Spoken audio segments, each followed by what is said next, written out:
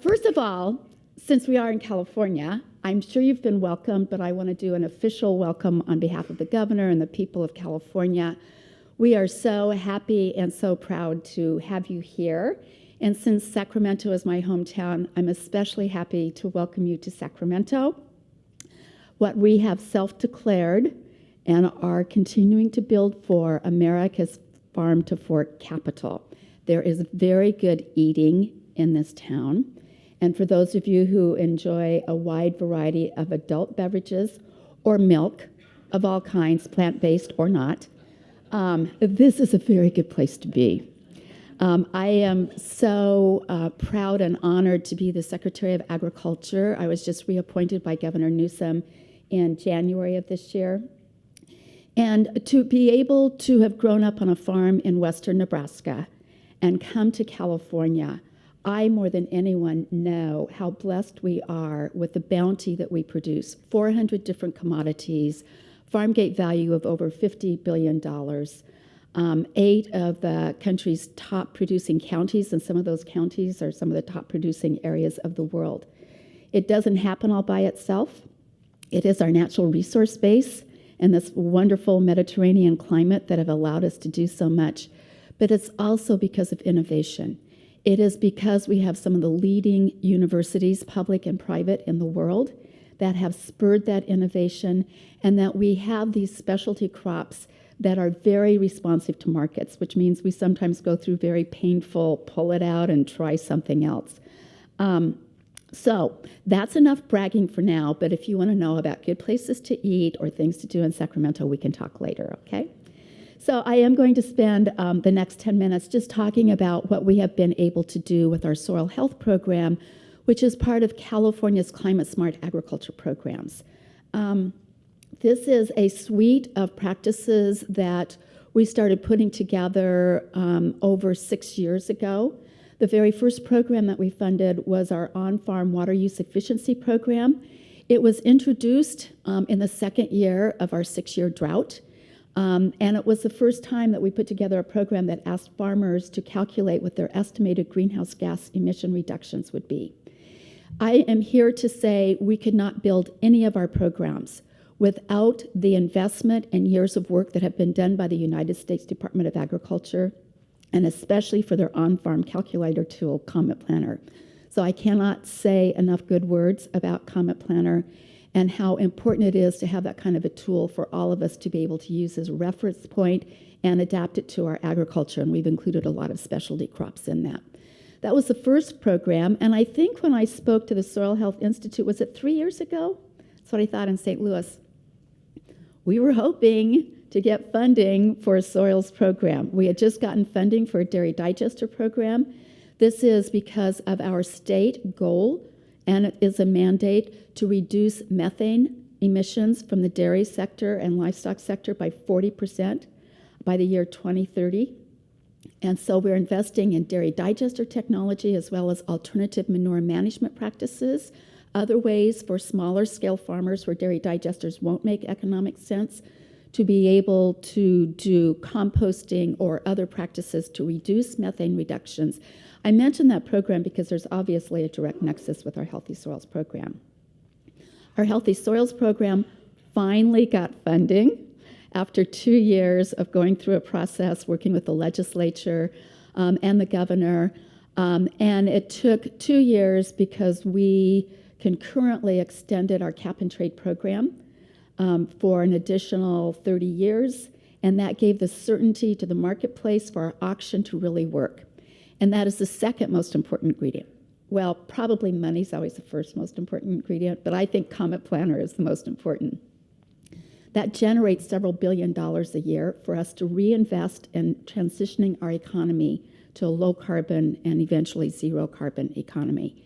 And in agriculture itself, we were able to negotiate, and cumulative investment in agriculture has been over $500 million for all of our programs. That's pretty significant. We could not do what we've been able to do with that kind of investment.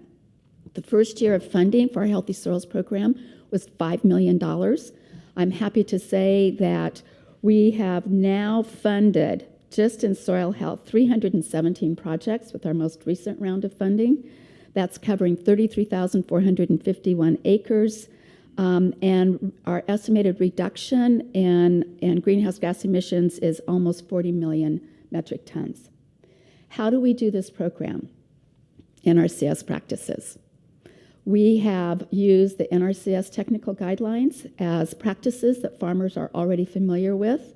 Obviously, composting, mulching, cover crops, no-till have been some of the most popular. Rotational grazing is on that list.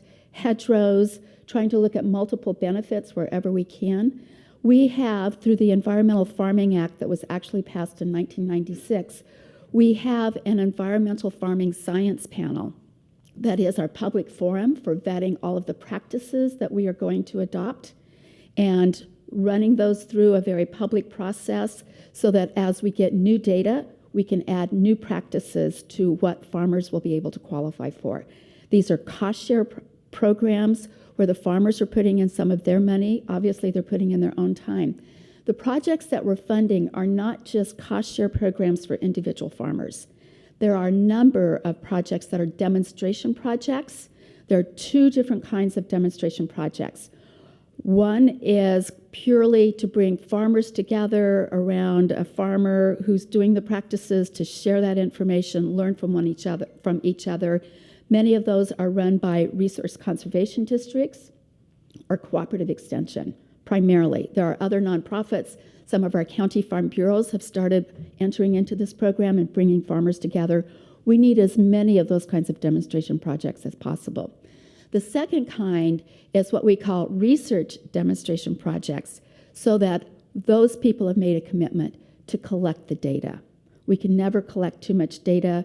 We know that building up this program will move because farmers look for the data.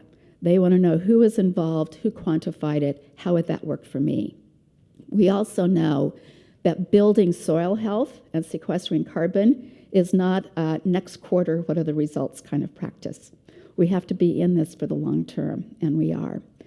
I want to call out our Office of Environmental Farming and Innovation. They are the people that put together the programs. They do the modeling. They work with our partners at the Air Resources Board on quantification methodology, which is very, very important. Gui Ha is here from our Office of Environmental Farming. And I don't know is Andrew here? I didn't see him yet this morning. It's a busy time of the year, but it was very important for us to be here to support you in this effort. One of the other elements, in addition to voluntary practices, having the funding for cost share with our farmers, those incentive dollars. The third and equally important part of our program is technical assistance. We have invested in all of our programs almost $3 million so far.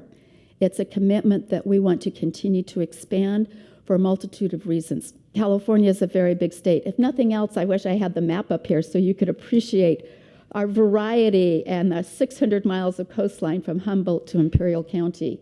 And Imperial County, clear down there on the Mexico border, is the 10th most productive ag county that we have in the state. So we cover the gamut. It's a big state, 400 commodities. It's a diverse state. We have farmers of every size and scale adopting a multitude of practices. It's important that we put technical assistance out there to help every farmer.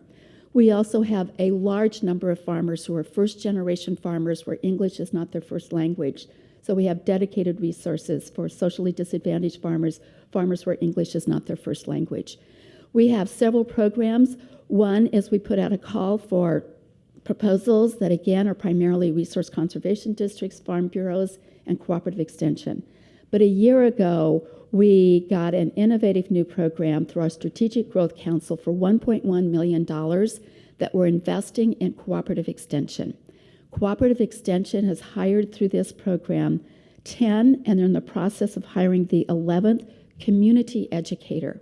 This is a position that may or may not be a master's student, but it is a way for young people who are enthusiastic about connecting with farmers and being that bridge and translator between campus findings and working with farmers in the field to make them aware of CDFA programs, to help them apply for the programs and to be there to assist them in doing the paperwork, because when you get government money, there's paperwork involved.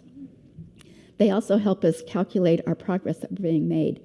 Most importantly, we hope to continue this funding stream so we have a core of people who are spending every day in the field talking, teaching, and assisting farmers to know what climate-smart ag practices are, to help them adapt to a changing climate where it is possible to mitigate and where it is possible to generate some revenues from doing these kinds of practices. I think the work that we're doing is very compatible to what we see in the marketplace.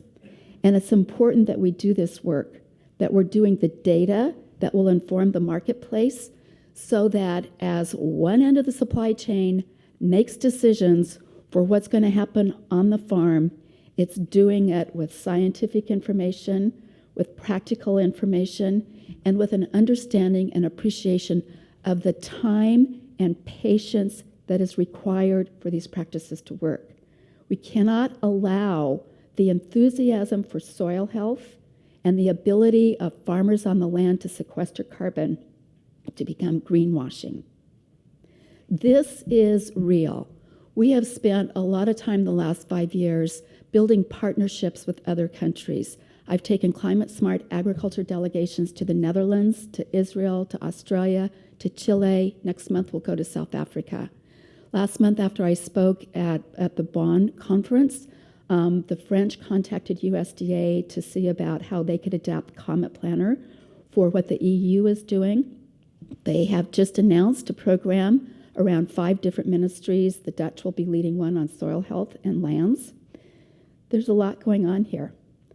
I will also say that we in America talk about soil health and oftentimes talk about it, what it does for agriculture. And we forget to help connect the dot with what it means for consumers and what it means for food security. We may say the words food security, but when you stand on a program with the many countries from Africa and Southeast Asia and South America, where they're focused on the Sustainable Development Goals, which are around bringing people out of poverty and having adequate nutrition for their families. There's a unity of purpose around soil health that is one of the most noble causes any one of us can be involved in, and that is food security, to care for our soils so future generations will be able to nourish themselves. I was struck by that unity of purpose in a very positive way this past week, watching all of the reflections back 50 years. I don't want to tell you where I was and how old I was when we put a man on the moon and forgot about, originally it was Apollo 8 that went up and helped make all this possible. And the reading of Genesis on Christmas Eve when they were circling the earth. That unity of purpose is missing right now. But what I have seen here in the enthusiasm and the focus on soil health and really caring for our earth in this way and seeing it on a global basis, there is a unity of purpose here. And what you are doing in the Soil Health Institute, what you are doing in your home states on a daily basis, this is the time for us to bring it all together and to make sure that the programs that are announced, whether they're government programs or marketplace programs or philanthropic programs, are being based on the science and the quantification methodology and the data and the practicality of our farmers and ranchers are the ones that will do this. I want to close by saying I've never been more optimistic about agriculture, even with all the challenges that we have. I was on the phone with my brother on Monday night. He farms my farm in western Nebraska. And he had just gone in to apply for his 3rd extension of being in the Conservation Stewardship Program. He's been doing these practices for 12 years. And he was struck by, it's a 5-year contract. I'm going to be 72 years old. But he's doing it. And the next generation of farmers are even more enthusiastic about doing it. Dan was a pioneer. At 50, he invested in very expensive equipment to do all of these practices. But we're seeing the results. It's real. Your work is informing it. thank you for what you do.